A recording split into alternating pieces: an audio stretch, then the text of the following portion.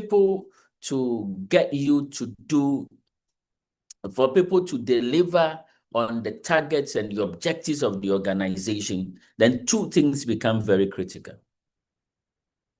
That is their attitudes and their mindsets. And today, that is the conversation that we are going to have.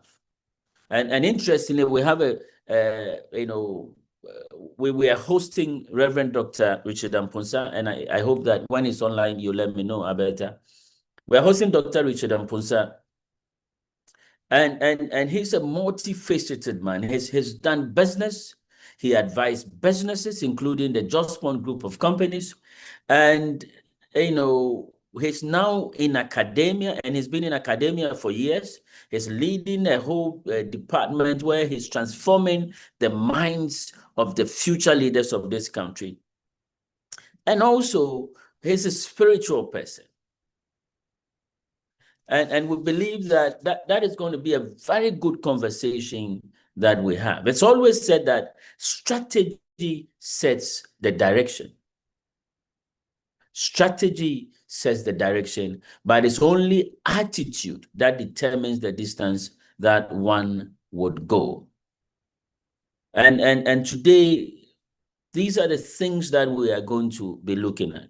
For instance, we will start by looking at the foundation. And when Dr. Amponsa is here, we'll look at the foundation about what is mindset.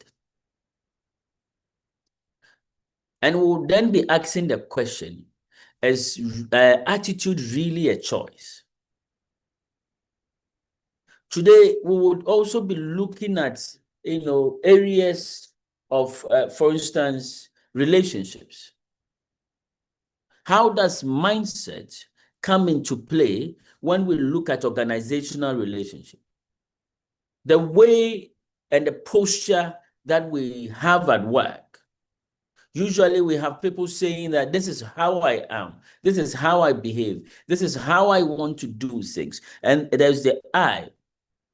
How does mindset affect, for instance, workplace relationships? We will be looking at that when we get Doctor on the line. Another environment of mindset is asking, for instance, the question, why do intelligent, capable people communicate so poorly? Some of the best brains we have at work, they know the technical stuff, but they are unable to communicate effectively to be able to get and have the right mindset to deliver on things that we have to deliver. Another thing too that we'll be looking at today, for instance, will be on professionalism under pressure. An environment of mindset. Where does composure actually come from? And can it be trained? Can you train people to have composure, even under pressure? Are people just born calm? Or people can be able to build that culture and have that mindset that, let me show you something. When there is pressure, we need to build a mindset of calmness. So when Doc comes, we would want to be able to ask Doc that question that, can we train people on that? Another thing too, we would also be looking at is, how does this whole attitude and mindset affect team effectiveness? Do we actually need it? And if it does, in what ways does mindset affect the effectiveness of your team? And you would realize that these things cut across the workplace environment, it cuts across our social environment, it cuts across the homes. We want to find out, how does one person's attitude, whether good or bad, end up in shaping the mood of the entire room? Sometimes one person will enter a room, one person will pass a comment, one person will do something. Now, there was a time I had a training, and there was this two young ladies, and during the first coffee break, they just passed the comment. And the entire mood of the training for 2 days was messed up. Everybody was angry. How do we situate that? How do we build a team culture of ownership rather than blame? And these are the mindset discussions that we would want to be able to have. I think we have Dr. Mponsa on the line. Hello, doctor. Are you here? Yes, Dr. Mponsa is here. Doctor, you're welcome. Thank you very much. Good. Technology has its way of humbling us. I tell you. So, Doc, I think that I would want to start with this. What we are looking at today is mindset change. Yes. And we're looking at building a positive attitude to work. Yes.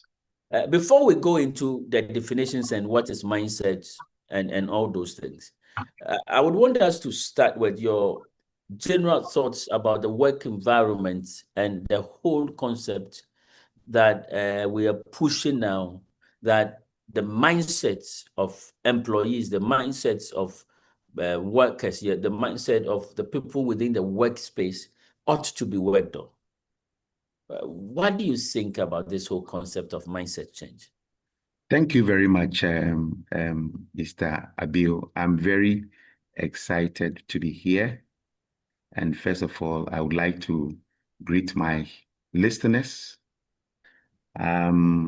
This is a very, very important subject that we don't have to toy at all. As I was preparing for this, it came to mind that the government is looking at resetting of the nation. Yeah. And I said to myself that we cannot reset unless our minds are set. Our minds are set in government. Our minds are set in organizations, private organizations, and public organizations, as civil servants.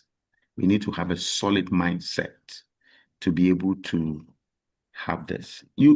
I have worked at many places, thanks to God, but I have met a lot of skilled employees with wrong mindset, and they come to nothing. If you can be very skilled, but with a wrong mindset, you slow productivity. Look, yeah. Can you put on your video? All right, let me put on my video. Okay, thank you very much. Thank you. Am I okay? I'm saying that you can be a very skillful employee, but we can't see your video. You can't see me. What's happening? Then I think that I've put it in a mood that, let me see, what do I press? I've gone to profile. What do I do? What do I do? Hey, please help me. So how do I do to come? Because I think it is. David, if you are online, kindly. David, it is on.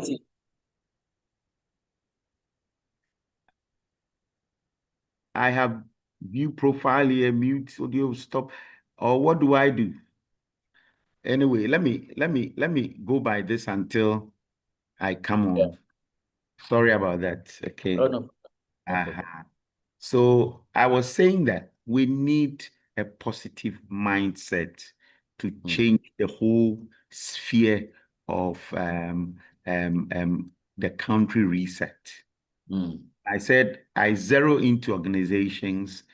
I have seen very skillful employees, and with their wrong mindset, they go nowhere.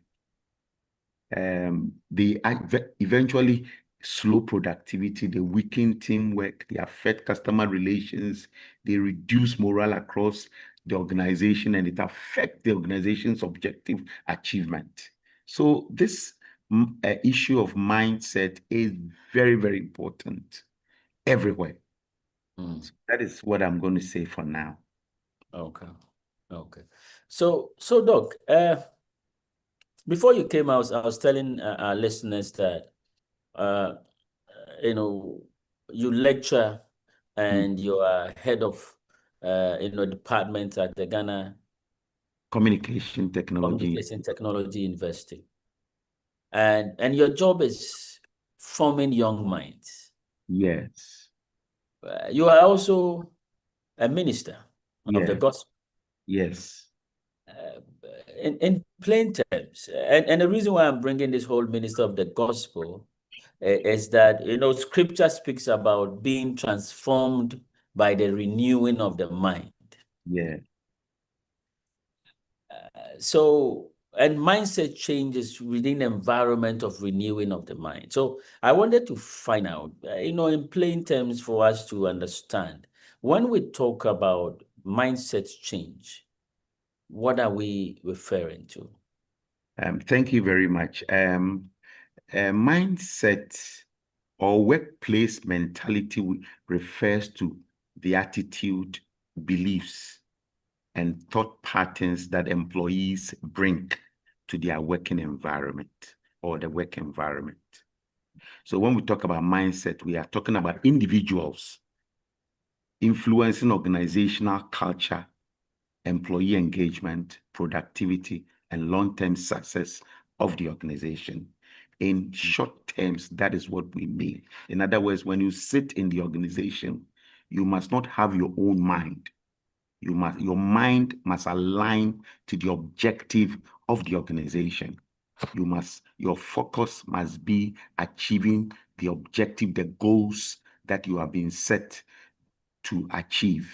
So as an individual sitting in an organization, a positive mindset will not be sitting in your office and thinking not your own terms, thinking about achieving the objective. So when the Bible, as a minister, when the Bible says that we must renew our mind, the Bible is referring to achieving the objective of Christ, setting your mind on what Christ wants to do in the kingdom. And the same applies everywhere to an organization.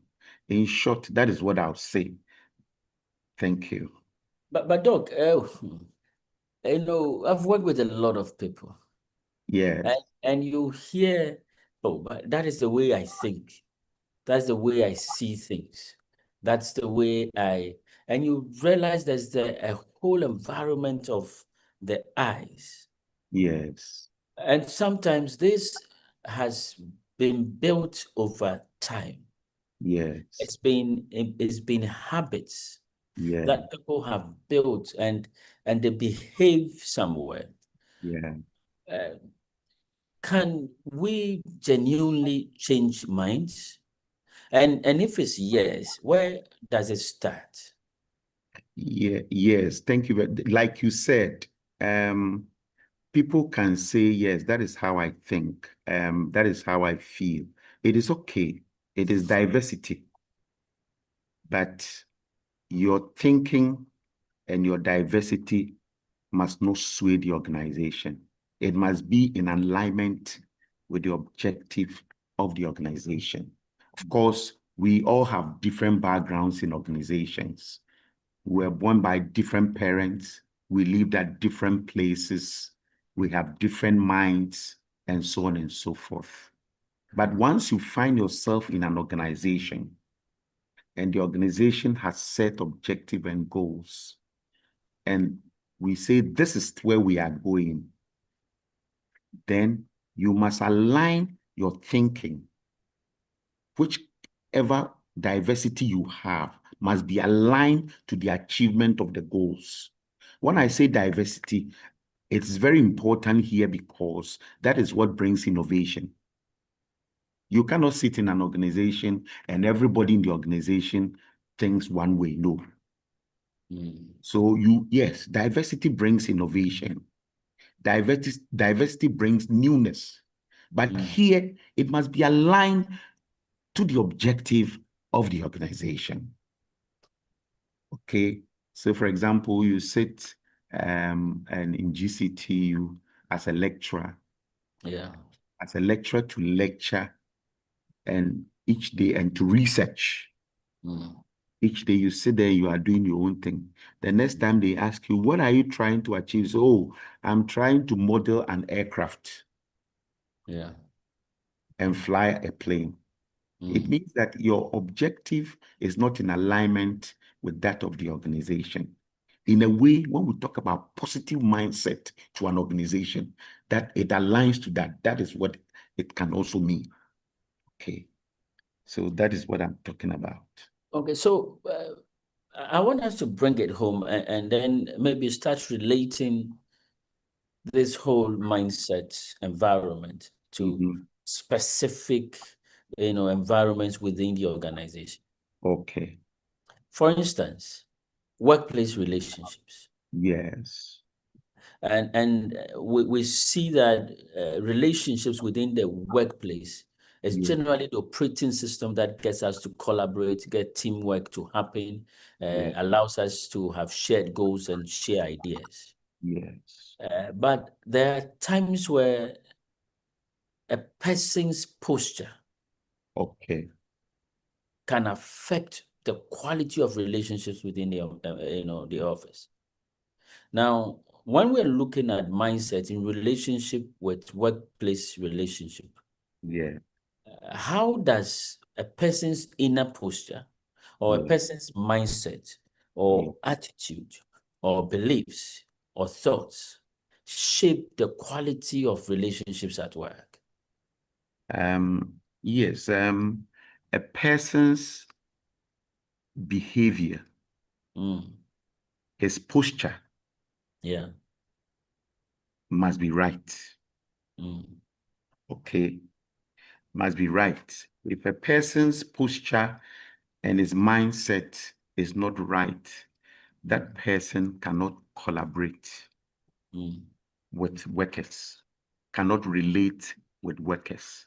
You know that effective collaboration is important for any work. The person mindset must be such that I am working with people, okay, and we are all working to achieve an objective. Therefore, I cannot do my own things. I should be able to collaborate with people. I should be able to communicate effectively with people who come to me. I should be able to work with my customers that come. I don't have to be disrespectful. I have to make sure that even my colleague workers, I maintain a positive attitude towards them and encourage them. Okay, I need to display emotional maturity. All these things are very important as an individual sitting in an office and working with people. Right. And I want to get a bit more practical here. Yes. Where,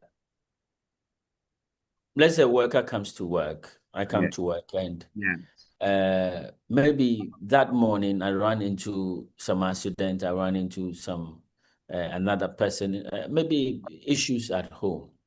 And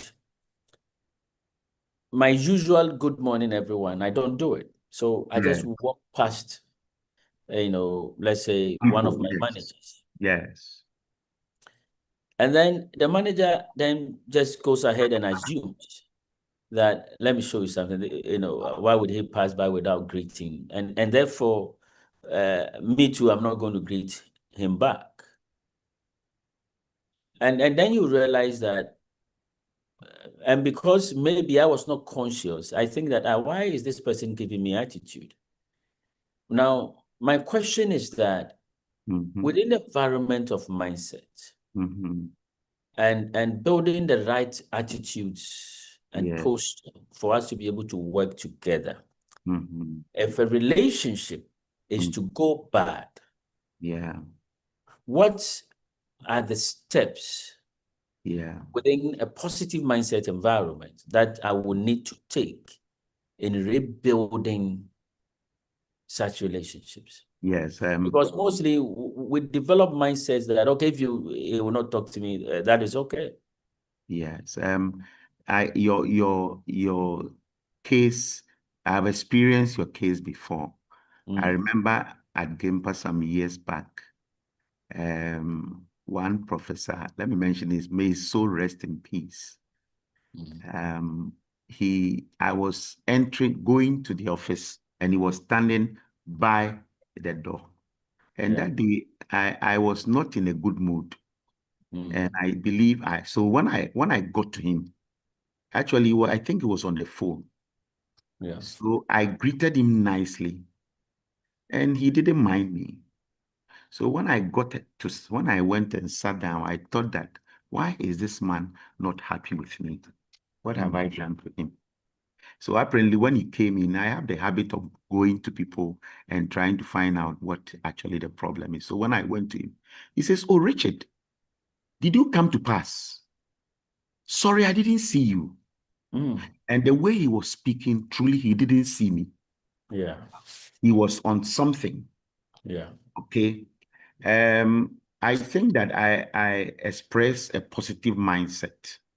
The positive mindset here was that I approached him and find out what the challenge was with him. And even notice that he actually wasn't wrong because he didn't see me. Okay. But even actually, if he saw me, he has ironed it out. Okay. But I noticed he didn't see me. So just imagine I went and also sat down and said, well, if I greeted you and you don't mind me, then I'm also not going to mind you. A very poor atmosphere has been created already. Mind you, we are working together. As a matter of fact, that time we're doing some consultancy work together. So can you imagine two consultants doing a consultancy work together and not being on good terms in their mind? Okay. So one of the things we need to do to have a very good working environment with positive, expressing a positive mindset is that you should be able to approach any colleague that you feel is not showing any niceness with you. Just approach the person, find out what the problem is. Let the person listen to the person. When you go to the person is speaking, listen attentively to the person. One of the problems that we have is that we don't listen attentively. Yeah. With a negative mindset, when people are speaking, we are not even ready to listen to the people. But I tell you, when you have a positive mindset and you will want to listen to the person attentively, the words that he's saying, okay? And once you listen to the person well, you would understand from the person's point of view.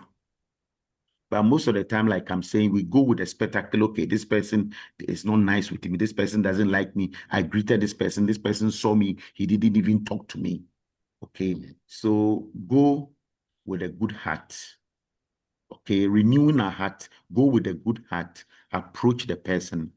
When the person is speaking, take your time and listen to the person very well and get a person's point of view. Once you get a person's point of view, you will eventually see that after all, that person might not be wrong or he's not wrong. Okay, but most of the time we approach and we won't listen to the person, and we are in hurry to speak our mind to the people. And once that happens, of course, misunderstanding will be created. So that is one of the things I would say in simple terms. Okay. I would like to stay on this subject matter a bit more longer. Yes. What you described is what ought to be. Yes. And for instance, MG Consulting has a very younger team. Yeah. And for me, we would put it as that will be the matured approach. Yes. So for a leader listening to you, Yeah. dealing with this crop of, I would say, a crop of entitled, youth, where when you say, why not go find out what the problem is? Why not go have a discussion with it? Yes. They make up their minds and they are not ready to approach the other person to basically discuss and find out. And maybe it's practically nothing. Maybe the person would end up saying, I'm sorry, I didn't know it hurt you. But they would not do that. What should leaders do? to get these things within shape? Yes, for young people or young minds, like you are saying, it should be part of our orientation. We need to orient people when they come to organization. Most of the time, when people come to organizations and we are giving them orientation, we are actually interested in what we do, the technicalities of the things and all that. And we forget about the soft issues, okay? Like interpersonal relationships. We assume that, oh, people will be nice. But these days, we have found out that interpersonal relationships as a soft this thing is more stronger than technical things that we do. What makes organizations thrive is what we are talking about. What is the minds of people, what people are thinking about. Okay. So I believe that one, training. We should organizations must invest. Exactly. Organizations must invest. Organizations must be intentional, okay, about some of these things. Okay. Yes, must be intentional. Let the people know interpersonal relationship. I teach project management, and I say best project managers are not the technical people. Best project managers are people who are very they can foster good interpersonal relationship. And bring people together, let them speak well and all that. For me, that is the strongest now, not the technical thing. So invest into training regarding these areas. Thank you.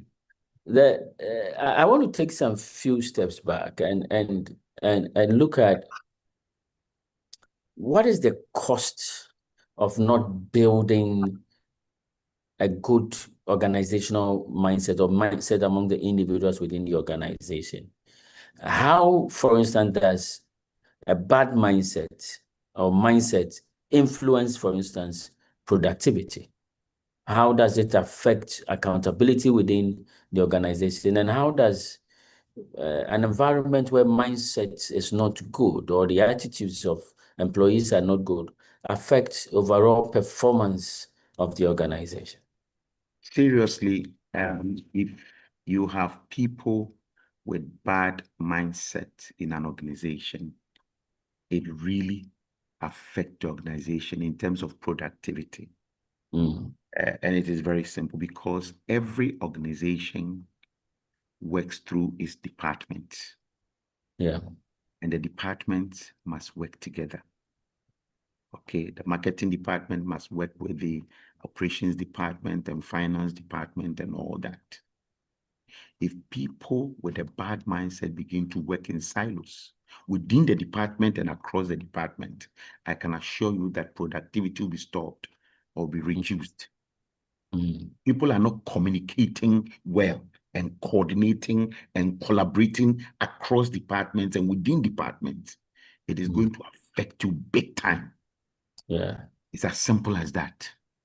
Because people must, it doesn't take one person to work everything in the organization. It takes people to do. And once it takes people to do, people must collaborate to be able to achieve the organization's objective. And if that is not happening, people are not. And once there is negative mindset, people refuse to communicate respectfully. If I come to you and I need an information and you disrespect me, perhaps I won't come to you again. And maybe I need the information to move on. The organization wouldn't know that I have decided not to come to you. So these little, I call them little foxes, they really affect the organization. It is very slow within the organization, but it affects the organization big time. Okay. That is what I would say. So coordination, in terms of coordination, is poor. Communication is poor. A lot of disrespect across. Organizational culture begins to be poor, breaks down, and all these things affect. Okay. But ultimately, it affects your productivity. As simple as that. One of the things that you raised when you were responding to it, this was communication and collaboration. Yes. And you realize that, a negative mindset, for instance, can affect that. There have been instances where when the organizational environment has a negative mindset, Yes. people who are even intelligent Mm-hmm. tend to communicate even poorly. Yes. Now, I would want you to give our audience Mm-hmm. one mindset shift that could improve collaboration within the work environment. If you're looking at one key thing that can help us improve communication and collaboration within the working environment, in the environment of mindset change, what advice would that be? For a mindset shift, individuals must be made to understand that the organization objectives are priority. They must be forced to understand. It must be pushed into them that, look, you are here to achieve an objective, and whatever you do must be to the achievement of the objectives of the organization. That the leader must push into the minds of the person, individuals, employees. And therefore, everything, once that the leaders or management succeeds to push this in the minds of individuals, force it down them, make sure that when they sleep and they wake up and they say, what is the objective of this organization? What are we seeking to achieve? The individual or the employee will be able to tell. Once that is done, for me, I always dwell on this scripture: where there is no vision, the people cast off restraint. Where there is no vision, the people go off wild. Yeah. The point is that people sometimes, no matter how negative mindset people have, if you put the objective of the organization in their minds, it works. They begin to align. You force people to align. And once they begin to align, no matter their background, no matter their mindset, they begin to force them to move in a certain direction. I see it as like a conveyor belt. Yeah. You put particles on the conveyor belt. Once it's in a certain direction, the particles will begin to gravitate towards that direction. So for me, as you are giving them training, you force the objective of the organization. Make sure how you are going to communicate the objective of the organization to them. You have to do that. I have worked at a place where, even with my masters, I worked at a place where a consultancy firm, I won't mention the name of the place, and then the head of the consultancy firm or the organization, big consultancy firm, he comes and he doesn't tell anybody what the objective is. Because, consultancy firm, you get a job that sometimes the head goes round, he gets a consultancy work, he comes, and then he must share the objective, what they seek to achieve with everybody. But this man comes, he went out, got a consultancy job. He came, and then when he comes, instead of sitting down with you and telling you exactly what it is, he comes and gives you a work. So do this. When you treat people that way, just do the work, do the work. You ask them, what exactly are we doing? What are we trying to achieve? What is it? He says, you do this one, do the finance, do this one, do this one. Once you do that, people are not aligned. And if they have they have some negative attitudes, it will show. But once you force the people towards your objective, people will align. I strongly believe that. Let me ask my last question as we relate mindset to communication and collaboration. Yeah. And it's within the environments that most often than not, people listen to respond. Yes. They don't listen to understand. Mm-hmm. And therefore, even when communication is happening, because of that attitude and posture, where we are quick, finish so I can respond to you, finish so that I can give you, and sometimes even you have people answering no without even processing what was the question. And there are times where when you repeat the question, say, oh, no, it's a yes, it's a yes, it's a yes. So people mostly want to listen to respond.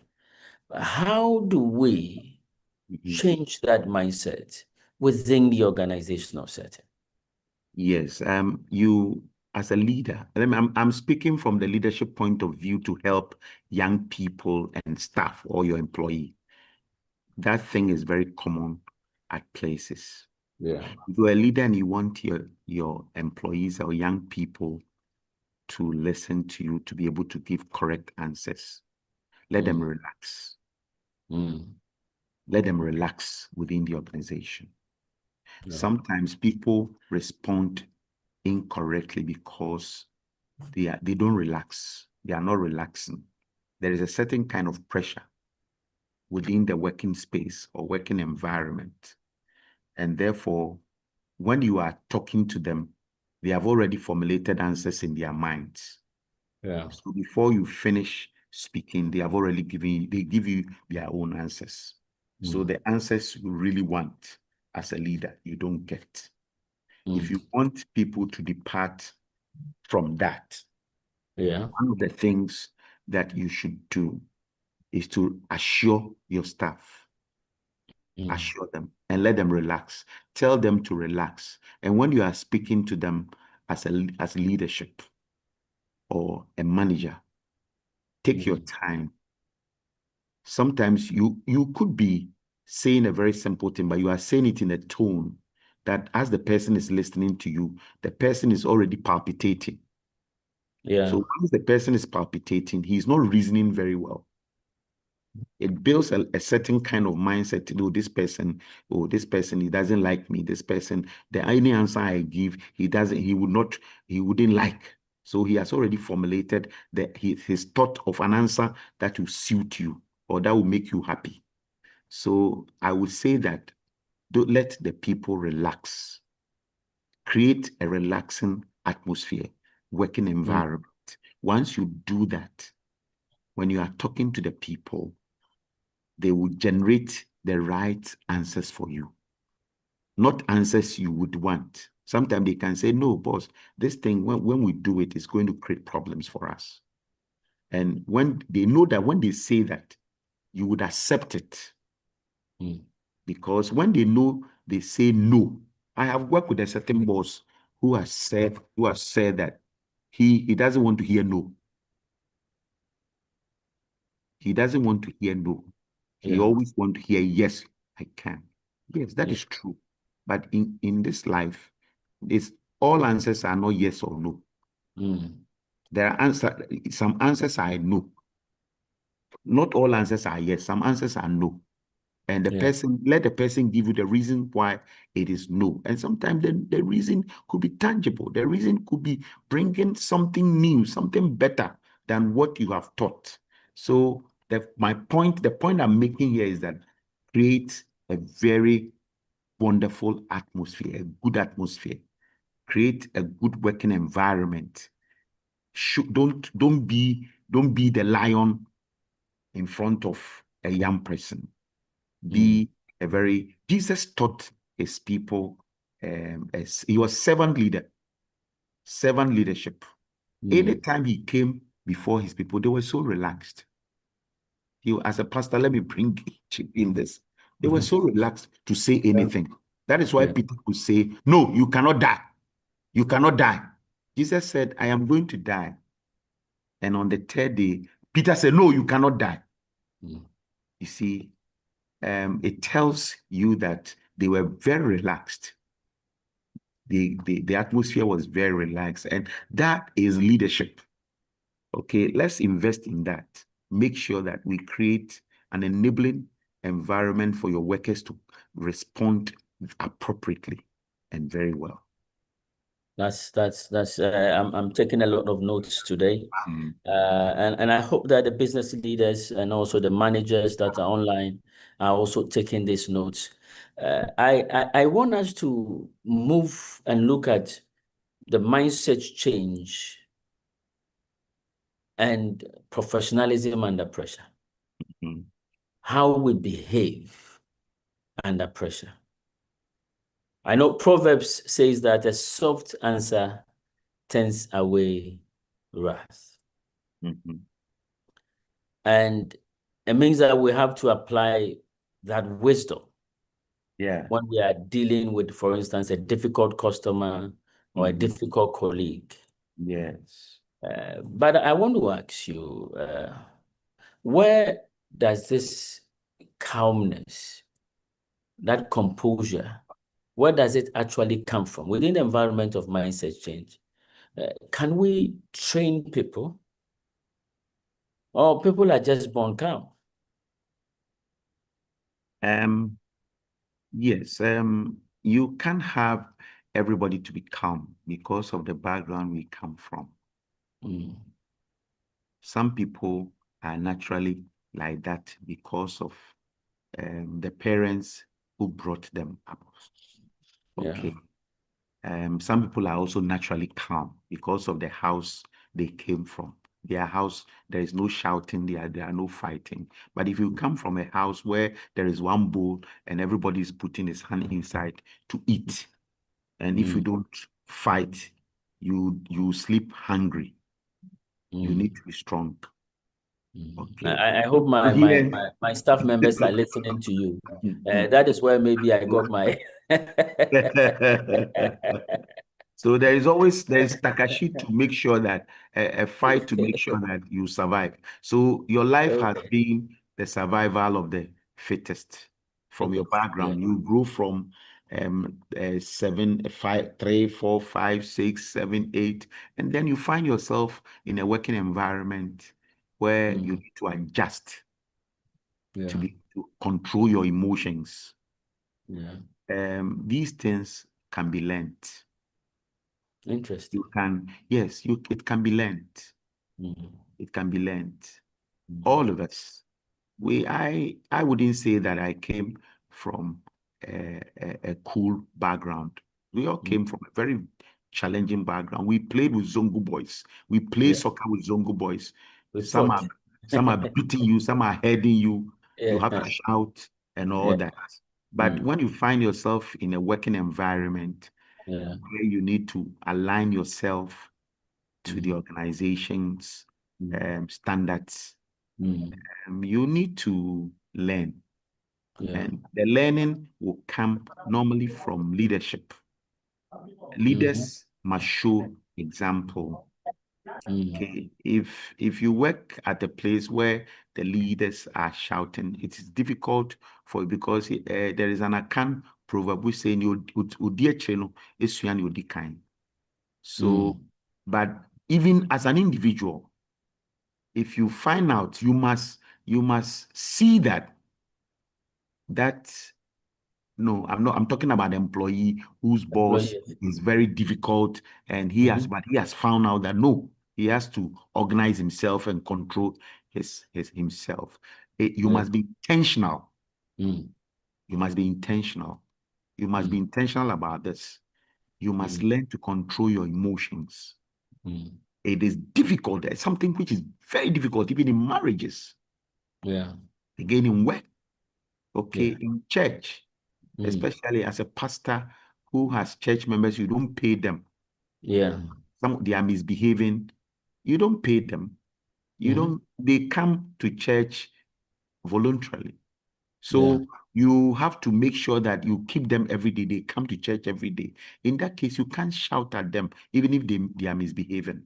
So Yeah. as a pastor, as a leader, I tell people that in an organization, if somebody is misbehaving, you can, as a head of department, you can sometimes, or as a managing director, former manager, you can fire them if they are misbehaving. You But can issue a query, you can do a lot of yeah, you issue them queries and all that, warnings, queries. And eventually, if the person misbehaves, you suspend the person. And if the person that comes back, it doesn't change, you fire the person. But if as a leader, but in the church, I was using the church scenario, the church is being more critical, challenging, because you don't pay anybody to come to your church. Yeah, So as a leader and as a worker of a church, you need to restrain yourself. Yeah. You need to control yourself. Mm. Can you imagine Jesus with this guy who betrayed Jesus? Judas Iscariot. Judas Iscariot. Mm. And Jesus knew that this guy was going to betray him. And they sit on a round table. If it were you and I, your emotion will rise. Say, you're a very wicked person, evil person. You have gone to betray me and blah, blah, blah, blah, blah. But Jesus sat there and in a very calm note, say, one of you will betray me. Mm. One of you will betray me. I know he didn't say it in a very loud, because he was a master of control. Control. Mm. He could control his emotions. They come to him, the Pharisees come to him with stupid questions, evil questions, bad questions, but he controls his emotions. He says, he who has not committed sin must be the first to cast the stone.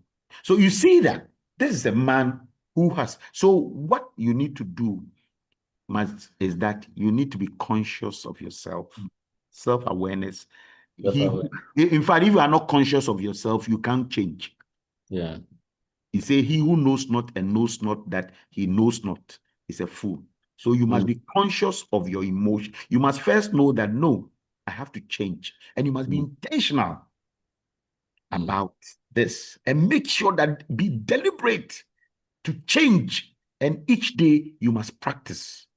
Yeah. And once you decide to practice, you see that God is so wonderful. He will bring cases to you, and you see that he will bring situations to you where you have to control yourself. You force and control yourself. And as you practice and practice and practice, if 21 cases come to you and you are able to control yourself, you have learned.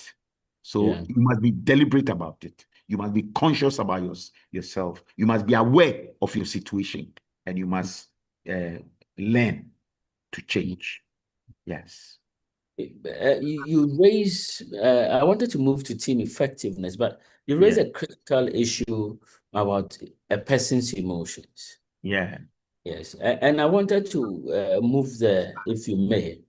Why is emotional intelligence becoming increasingly important in today's workplace? Because now you go everywhere training on emotional intelligence, you want emotional intelligence. Why has it become critical in today's workplace? Yes, they are interconnected. Your mindset and your emotions work into play. Emotional intelligence is very important in an organization, because when two workers, staff, begin to go head to head, there slows productivity. It slows everything. And managers and leaders know, if you have two staff who are supposed to work on something and they are not in good terms, it will slow you. It will reduce productivity. It will affect you. And that is why we pray that people become emotionally sound, emotionally intelligent on issues, such that when an issue comes, you don't overreact. Your emotions and your behavior don't carry you. Okay, because once a negative emotions is shown, it's very contagious. It affects everybody. In fact, two people angrily talking will affect the whole environment. because Mhm. that is what the organization, the team will be talking about in that day instead of working. And so Yeah.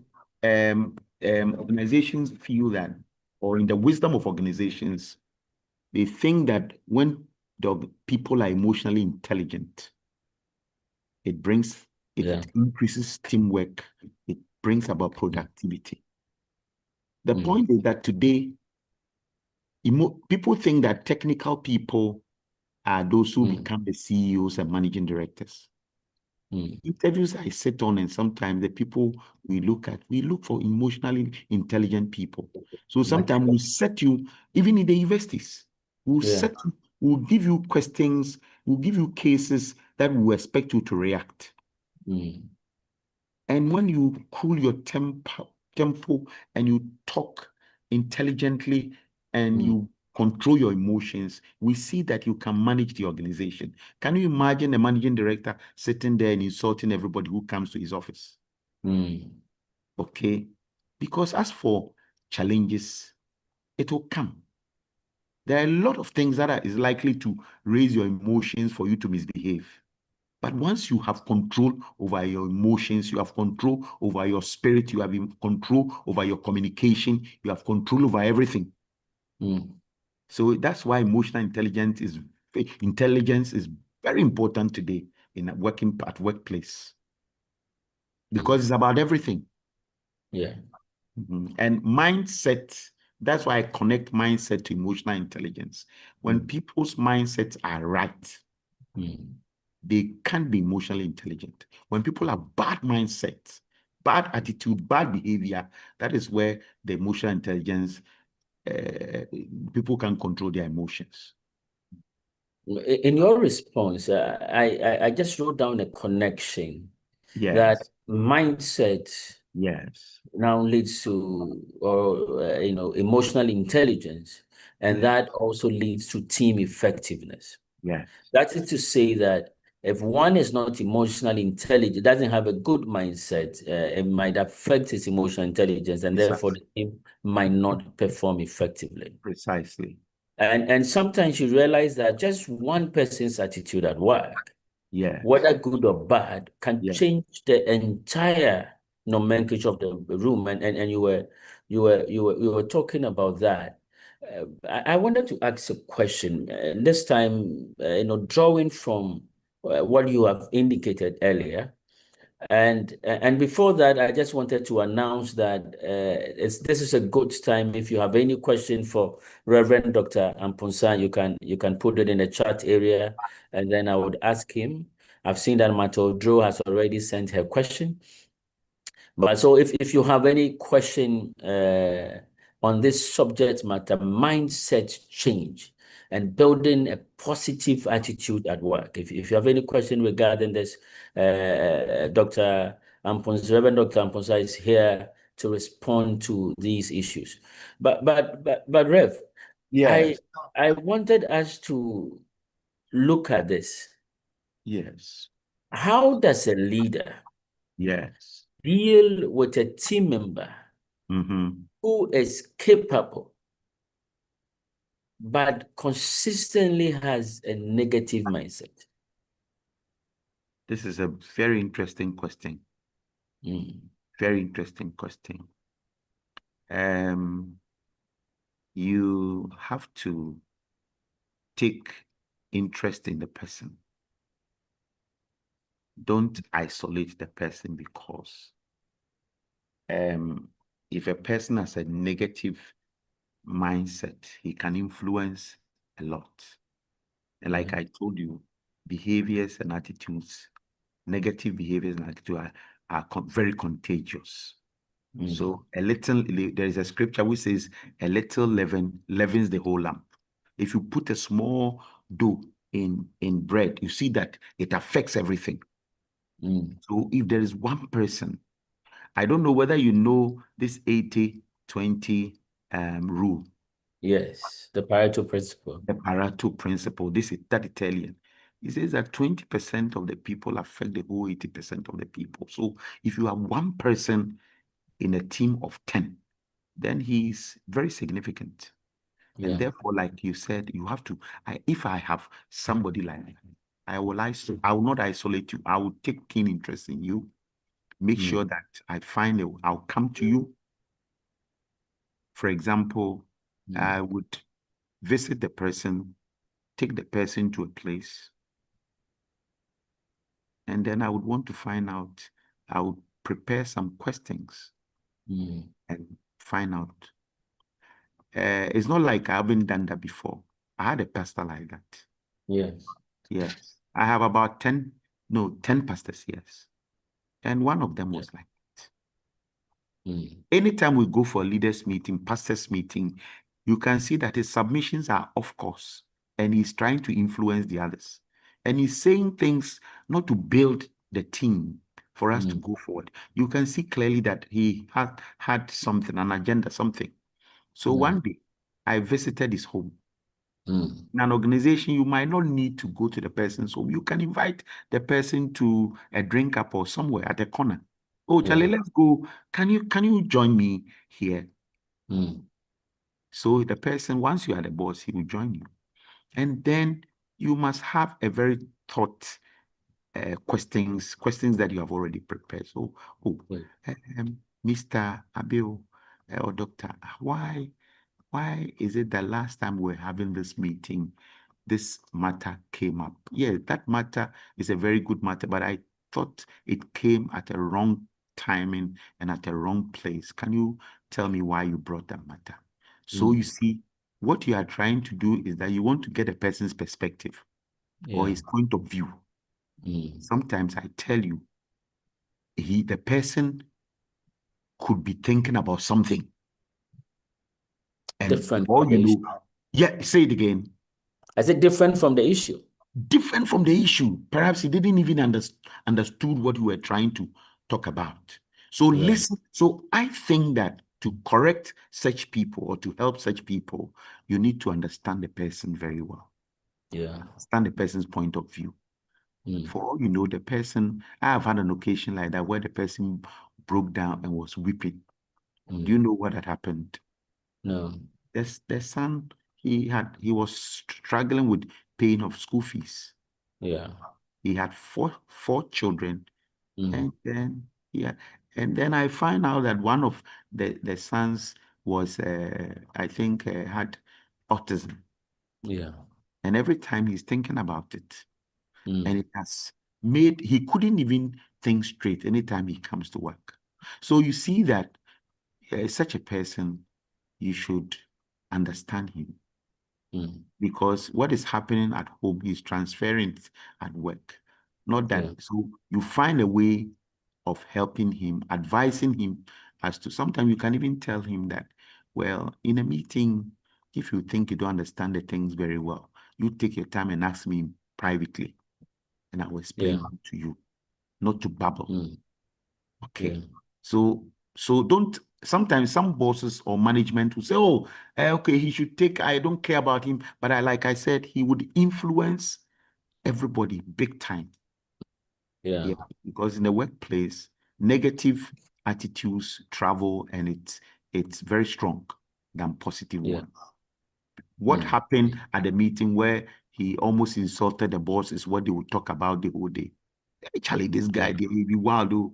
You see what he was saying? Yeah, Charlie. And you see the whole thing, the whole atmosphere is destroyed. The whole working environment is destroyed. So don't isolate him. Get him and know his point of view and help him. And once you go deep, you understand him. Okay. There's a question I wanted to ask you, but Besa Odro, Besa is one of the consistent listeners, has 4 questions. All right. But one of them is tied to what I wanted, the next area I wanted us to look at as mindset change and leadership influence. And my question is, how much of a team's attitude is really a reflection of the leader that is leading it? So the way and the mindset within the organization, is it a reflection of the leader that is leading it? But let me tie it into a question that has been asked online by Bertha. Now, Bertha says that we often hear about the importance of employees maintaining a positive mindset. However, what happens when management engages in behavior such as gaslighting, backbiting, favoritism, or creating a toxic work environment? How can employees protect their mental well-being, remain positive, and continue to perform effectively without enabling unhealthy workplace practices? Hmm. This is a very interesting question. That is coming from Yeah. Beta. Yes, better. Yes. Beta, this is a very, very smart question. And then she has 3 more of that. Okay, let me attempt this one after the other. Yes. Yes. Like a father in the house Mm, misbehaving, mm, and how do you, as a son, ensures that the father's misbehavior doesn't affect you? I think that's the question he's asking. Management doing all kinds of things, backbiting, gaslighting, and all that. favoritism. Favoritism and all that. Better, when it is leadership, it is difficult to turn it around. But tell yourself that as an employee, I'm going to address only better and those of us who have cases like that. Yeah. When you have a case like that, know that that is not the, tell yourself, the positive mindset you must have is that know that that is not the only place you are going to work forever. Yeah. Better, that is not the only place. Tell you, I have worked from Newmont to GIMPA, Ministry of Finance, all so many places. Now GCTU, done consultancies and all that. I've met different kinds of people. Look, when I had a boss who let his dog attack me in the mines, I was working in a mine called Centenary Gold Mines. Yeah. In the Ahafo region. And his dog, I go to his office, and then I could see he's a white man, and he tells dog to, he does something, and the dog is attacking me. And I knew he was so, but you see, that didn't affect me because I said to myself that this wouldn't be the last place I would work. Yeah. I would create a positive mindset for myself. I would generate a positive mind for myself so that in future, when I go to another place, it will not affect me. If leadership behavior and attitude, negative behavior and attitude can influence you a big time. You can easily be influenced, especially when leaders are doing gaslighting and backbiting. When you become a manager, you are likely to do that. But tell yourself that for me, I will never do that. One of my lives, I tell people is that I have met very difficult, and let me say, I won't use the word bad, but very difficult leaders. Very difficult leaders. One write a memo and the whole organization is turning its head around. Yeah. If you don't take time to even increase your BP. Yeah. But I would not let that affect me. You be deliberate about it, conscious about it. Better, it is very difficult, but tell yourself that this is not the only place I'm going to work in this life. I will go to a better place. I'll go to a place, I'll be a manager. And when I become a manager, I won't let this thing, I won't affect other people this negatively. Okay. So better is a decision you take for yourself. Okay. Take a positive decision. Be intentional and tell yourself that, look, I won't let this thing affect me. To change management, to change a manager's attitude is difficult. But sometimes, interestingly, as a staff, they also watch you. As an employee, oh, chief, don't you watch some of your staff? I do. And you admire them. Yes. You admire them, isn't it? You understand the calmness and you wonder where they get it from. The person comes to you, you insult the person, you are talking, you are angry, and the person is watching you calmly. And then when you finish, he can tell you what you have said, the import of, no, the things you want him to do. He didn't focus on your anger. And he repeats the nice things, the good things in what you said, and he walks calmly. And when he leaves, you are sitting in your chair and you are asking yourself, this person, where did he learn this thing from? So better let your behave for your bosses to learn from you. Okay, it is possible. Doc, there's a bit of questions on leadership. Yeah. But as they are coming in, I wanted to look at another angle of mindset change and leadership. Right. Yeah. And the thing is this, and I want to use myself as an example. There are times where you decide that this month I'm going to be calm. This week I would be calm. And sometimes let's even reduce it to a day. Today I'm going to do every possible thing to remain calm. Whatever issues that come up, I'm going to deal with it calmly. And then there comes in one staff and the things they do, the things they say, how they say it, sometimes putting it in a way as if you are a stupid leader or you don't think, you don't reason. And my question is this, and I wanted to ask you, sometimes leaders can also have bad days. Sometimes situations, and like we're describing, what might even happen before the person walked to work could affect the leader's mood.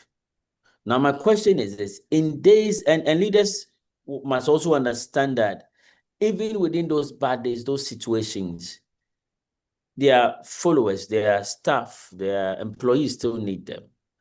How do leaders still remain with a positive mindset What do you in say? personal difficulties? Yes, what you are saying affects all of us. Mm, I've been a managing director for 2 companies. yeah. I'm a husband. That job. I'm a pastor. Yes. It's a small church, yes. I'm the head pastor. All these things affect especially when I started the ministry. Sometimes you go for pastors meeting or leaders meeting, and a leader says something, and you sit there. A leader can look at it and say, this church has no vision. This church will do things anyhow. There's no discipline. A church worker will tell you something like that about 6 years ago, 5 years ago, and you just watch them. You want to react. You are organizing your fist as the person is speaking. You are organizing your fist to give the person a blow. Yeah. But one of the things to do as a leader is that when a person talks like that, if your temper rises, don't talk. Be calm a little bit. Don't think that, oh, the people sitting there will think that what the person said is right. Sometimes that is what makes us talk. Say, oh, the people here, they think that what the person said is right. Don't talk. Just be calm. People there know that what the person said is not, the way the person said what he said is not right. Sometimes we think people don't, they know. They know. They know that I am a head of department. Maybe my professors I have professors in my department. I have doctors in my department, and I'm the head. And we go for meetings. Initially, it was tough coming from an organization. Academia is different from a typical institution. When you're a managing director of a private organization, sometimes you can assemble your managers and you can give it to them. But when you meet professors and doctors, and a lot of doctors and professors, and you are talking to them as a head of department, you must restrain yourself. There are sometimes you don't even have to talk. You just say what they have said. You understand. And when you leave the place, you can call the person who spoke like that, like I said. So the point is that in paying for, there is a camp proverb which says that and our old folks were very smart, because once the person is speaking and you get angry, and when you are angry, sometimes most of the things you say, you may go off a little bit. So when you are not too happy, relax. Don't talk for a while. You can wait. The person speaks very stupidly. You know what the person is saying is not right. Sometimes you think that he's even influencing the others. When he finishes, let him sit down. When the person, you don't talk, you say, okay, next. I tell you that the person sitting there will feel so embarrassed. Sometimes he doesn't know that he's actually embarrassing himself. Yeah. And sometimes immediately when you react negatively, he has won. So leave them, don't talk. Wait. Let other people talk and talk and talk, and let the atmosphere be less charged before you come in, by which time you would have relaxed. Your thinking faculty is okay and all that before you say calm things, okay, to them. Yeah, I have Godwin Lomotian, and Better, forgive me, let me look at some others and see if we have time to look at Better also. But Godwin says that, please, how do you handle directors who are involved in the day-to-day running of a business, even with departmental managers present? Now, I want to add one more, which is from Phyllis, so you can take the two together. Now, Phyllis says that, Doc, I stand to be corrected, but I think for mindset to change, both has a role to play. Some can be calm, have emotional intelligence, but lack integrity. And some people cannot stand hypocrisy, hence communicate their feelings emotionally. So, Doc, if you can handle these two for me. One is talking about the directors that come lower into even managers, terrain. Yes, I have worked where my board of director, the chair, let me say the director, the chair of the board, as a managing director, has descended down, and he wants to mingle. He wants to do the day-to-day activities, work. You have to be very circumspect. You have to be very careful. You have to you have to ask yourself a lot of questions, like, why is he doing that? Later, I found out in my case that the owner of the organization has asked him to do that, to come and see some of the things we are doing. There is nothing wrong with that. But here, I know he's talking about department, but I'm using my case where you are managing director and the chairman of the board has descended and all that. Okay. But if you have a director coming down to do departmental work and you sit there as a departmental head, you could find out from him what it is. You can go to him and say, is there something you are not doing as a head of the department that you feel he wants you to do? Find out from him. The boss, for some time now, I can see you are, but is there something that you want me to do? Maybe sometimes genuinely, there is something you are not doing. Yes. And the director, he's your head, and he wants the thing to be done.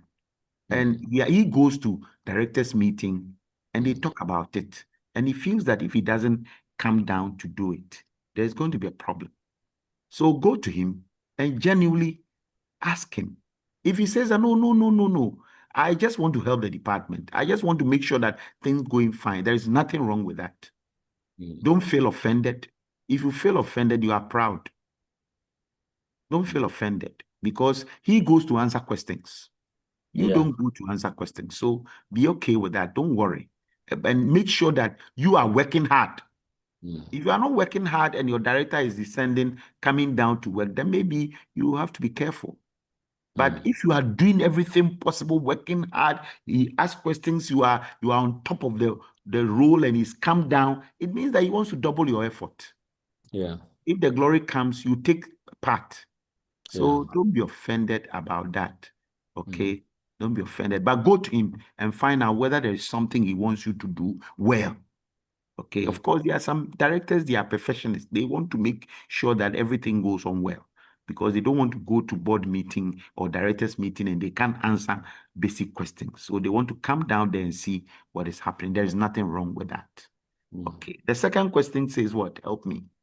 It says that, Doc, I stand to be corrected, but I think for mindset to change, both has a role to play. Some can become, have emotional intelligence, but lack integrity. And some people cannot stand hypocrisy, hence communicate their feelings emotionally. Yes, I think we have talked about this. If you want to communicate your emotions, you still have to be careful. Okay, if somebody has emotional intelligence and he lacks integrity and you want to correct him, you have to correct him well because you are going to work together with a person. Yeah. Okay, if you correct him and it brings about, don't break the bridge. I mean, you can correct him nicely so that you work together. Okay, once you are going to work with a person, make sure that the person is a hypocrite, the person, that's your own words, the person that lacks integrity and all that, he showing emotional intelligence and all that, but he's a hypocrite and all that, and you want to correct him, be careful. Do it circumspectly. That's the word I'll use. Be circumspect in your dealings with anybody in an organization so that you don't destroy the working environment. Okay. That's what I was. Yeah. Doc, thank you very much. And there's a lot to, and Martha, for instance, has 3 more questions. Yeah. However, our time is almost spent. We have 2 minutes, and I just wanted to use it to remind us that the recording for this interaction, the dialogue series, is on our YouTube page. So please take time, go to our YouTube page, follow and share, so that even if you are not part of any session, you will get the notification and you can be able to do that. You can also go to our YouTube page and check the other dialogue series we have had since the beginning of the year, and also the ones that we did last year. If you're here also and you are not on our WhatsApp channel, David, I don't know if you're online, please let's show it.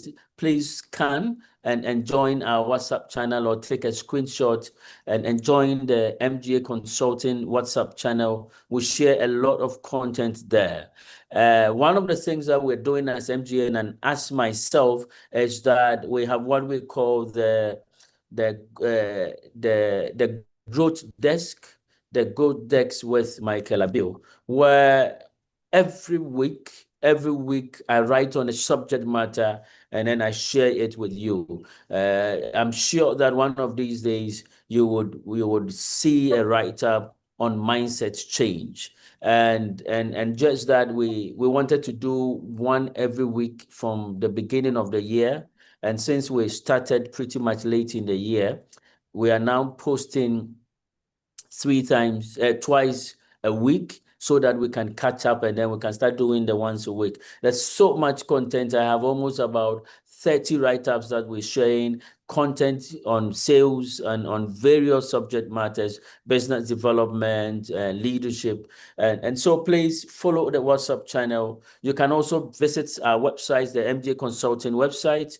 You can also visit www.michaelabiel.com, and that is to visit my personal web pages. You can also visit my social media pages. We post on Mondays and also on Wednesdays.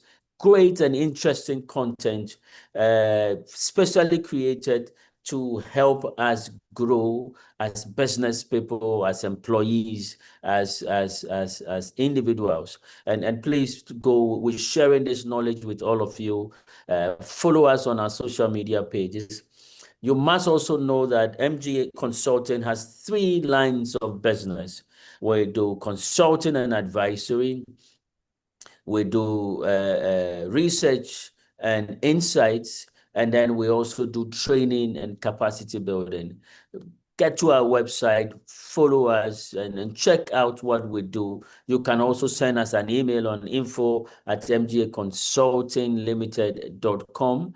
I think the WhatsApp channel has been put there, so you can follow the link and join the WhatsApp channel, and there's so much content. Doc, I want to say thank you, but before I hand over to Alberta, I wanted to find out from you your parting words for us in the environment and of mindset change, building a positive attitude to work. What would you leave us with? I would say that sustainable workplace performance begins with the right mentality, and negative attitude spread quickly because it affects emotions, relationships, and organizational culture. Positive thinking creates healthier workplace interaction. And I would say that leaders have enormous role to play by ensuring that they create the right attitudes and workplace culture, because leaders create the working culture. The staff observes what the leaders do, and by that, a culture is actually created. So I would advise leaders to ensure that they themselves become a good example for their staff to emulate. They should. So that's what I'll say for now. Thank you very much. Thank you very much, Reverend Dr. Richard Amponsah. We cannot thank you enough. A minister of the gospel, a lecturer, head of department, business leader, strategist advisor. We're grateful. We are grateful for your time. And for me, your last words are very strong. Sustainable workplace performance, just not workplace performance. Sustainable workplace performance begins with the right attitude. And this is right attitude for leaders and also for employees. Thank you very much. And thank you for those of you who are listening. I don't want to take Alberta's job. Alberta, I'm handing over to you. Today has been a very solemn day, and truly we are talking to a man of God. So we're not on fire today. It has been a very calm interaction, and we're grateful to all of you. Alberta, over to you. Thank you very much, sir. We've had a lot of notes down here. And from today, we know we are going to put a very good attitude just to ensure effective productivity. So we thank everyone for joining, and to our host and then guest, thank you so much. Thank you very much. Moving on is a topic for next month, which is optimizing your sales pipeline for better results. So meet us here next month on 15th July 2025 to have another interesting 2026 to have an interesting conversation. And the time remains exactly 3 p.m. to 4:30 p.m. Yes, today we had a lot of questions, especially the one from Betha. If we are continued, then I know we go till 5. But yes, we'll be here again next month. So at this point, I will encourage each and everyone to follow us on our socials, on Facebook, LinkedIn, Instagram as well. We also have our WhatsApp channel. You can follow and get every information about MGA Consulting Ghana Limited. And to everyone listening to us, if you want an extensive discussion on this where you have experts talking to you about mindset change to your organization, then MGA Consulting is the best place to be. So I encourage you to engage us, to contact us, and we will deliver at your service. The number is 05027111070 or 0244524129. Thank you, everyone, and have a wonderful day.